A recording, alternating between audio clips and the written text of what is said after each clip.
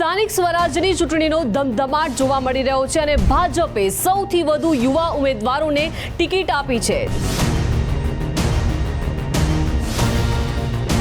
Zen Zee અને Zen x ઉમેદવારો ચૂંટણી મેદાનમાં છે, જ્યાં 10,000 બેઠકોમાંથી 7,000 બેઠકો પર યુવા ઉમેદવારો ભાજપે જાહેર કર્યા છે।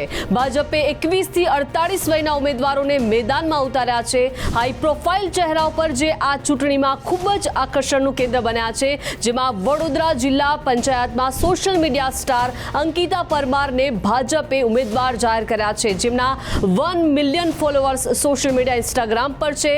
સોનલ ડેર કે જેઓ માયાભાઈ આહિરની દીકરી છે અને તેમને અમરેલી તાલુકા પંચાયતની ચાવણ બેઠક પરથી ભાજપે ટિકિટ આપી છે। રાજલ બાંભણિયા કે જેઓ સિંગર છે, સ્વર્ગસ્થ મણિરાજ બારોટના દીકરી છે, જેમને ઉનાથી ભાજપના ઉમેદવાર જાહેર કર્યા છે।